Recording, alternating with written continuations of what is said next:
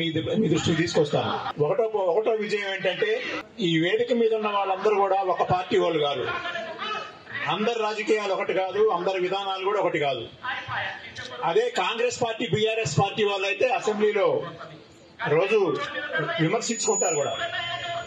కానీ ఆదిలాబాద్ లో ఉన్నటువంటి ఒక మంచి సంస్కృతి ఏంటంటే, గొప్ప సంస్కృతి ఏంటంటే, ఈ జిల్లాకి ఎవడైనా నష్టం చేస్తే వాళ్ళకి వ్యతిరేకంగా పోరాటం చేయడం కోసం, ఈ జిల్లా కోసం మేమందరం ఏకం అవుతాం. మాకు ఎన్నైనా విభేదాలు ఉండొచ్చు, మాకు ఎన్ని తేడాలైనా ఉండొచ్చు, రాజకీయంగా మేము పరస్పర విరుద్ధ శక్తులం కావచ్చు, మేము శత్రువులం కూడా కావచ్చు. కానీ ఈ ఆదిలాబాద్ జిల్లా ప్రజలకి ఏమైనా నష్టం జరిగితే దాని విషయంలో మేమందరం ఏకమవుతామని చెప్పి ఈరోజు ఏకమయ్యారు. ఈరోజు ఈ పోరాటంలో ఆ రకంగా ఇక్కడ మాజీ మంత్రిగా ఉన్నటువంటి మన మాజీ మంత్రి వర్యులు జోగు రామన్న గారు కూడా ఈ పోరాటంలో ముందు భాగాన నిలబడి తొలి విడత పోరాటంలో ఉన్నారు. ఈ రోజు కూడా ఈ కార్యక్రమాన్ని జయప్రదం చేయడం కోసం కూడా తన వంతు ప్రయత్నం చేశారు. కాబట్టి ఈ రోజు ఇక్కడ ఉన్నటువంటి రాజకీయ పార్టీలందరికీ నేను అభినందనలు తెలియజేస్తున్నాను. సిపిఎం పార్టీ రాష్ట్ర కమిటీ తరఫున ఆదిలాబాద్ జిల్లాలో ఉన్నటువంటి బీజేపీ ఇతర రాజకీయ పార్టీలందరికీ మేము అభినందన ఎందుకు తెలియజేస్తున్నామంటే, ఇది తెలంగాణ రాష్ట్రానికి ఇది ఒక ఆదర్శం అనేటువంటి విషయాన్ని గమనంలో పెట్టుకోవాలి. ఎందుకంటే ఈ రోజు ఈ జిల్లాకి ఏం చేయకపోయినా కూడా రాముడు, రహీము, అదేవిధంగా చర్చి, మందిరము, మసీదు, లేదా హిందూ, ముస్లిము, ఈ రకమైన గొడవలు పెట్టి నువ్వు బొట్టు పెట్టుకుంటావా, బొట్టు పెట్టుకోవా, ఇలాంటి గొడవలతో ఎల్లకాలం ఆదిలాబాద్ జిల్లా ప్రజల్ని మోసం చేయొచ్చు అని అనుకుంటున్నారు.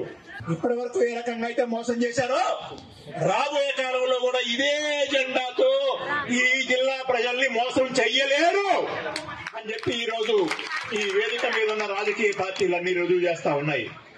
నిజంగా చేతులెత్తి నమస్కారం చేస్తున్నాను ఈ వేదిక మీద ఉన్నటువంటి అన్ని రాజకీయ పార్టీలకి.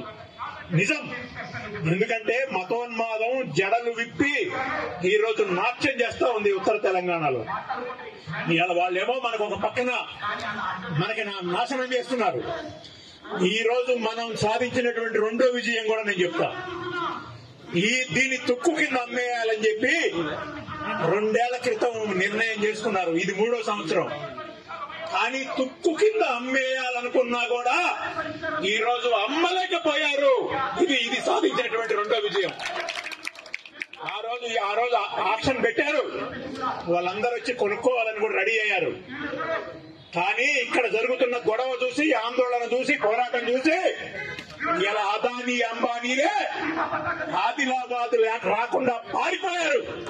కాబట్టి అదానీని తరిమి కొట్టిన ఆదిలాబాద్ జిల్లా రాజకీయ పార్టీలన్నిటికీ కూడా నేను అభినందనలు తెలియజేస్తున్నా. మీ పోరాటం ఇలాగే కొనసాగితే ఈ భూములన్నీ మనకే ఉంటాయి. ఇవాళ నిర్వాసితులంతా కూడా తమ యొక్క భూముల్ని త్యాగం చేశారు. కానీ ఈ రోజు ఆ భూముల్ని కూడా కాజేయాలి.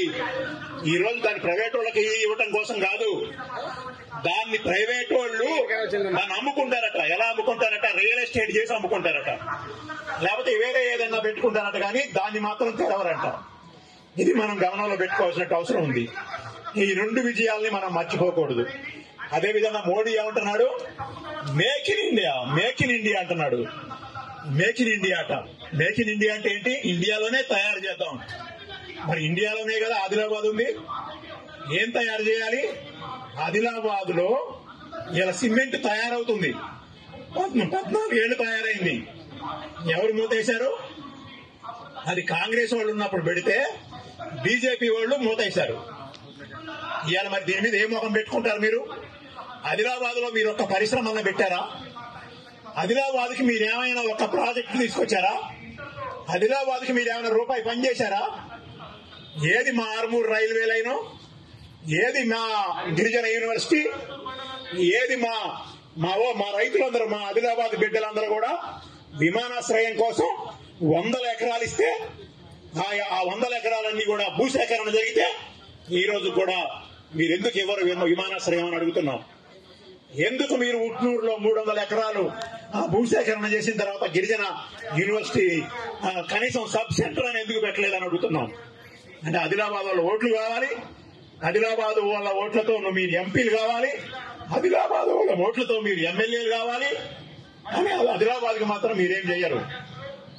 వీళ్ళకేం చెప్తారంటే మీరు రాముడు రహీము అని చెప్తా ఉంటారు.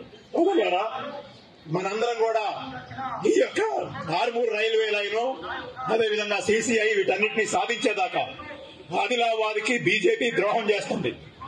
ఈ ద్రోహాన్ని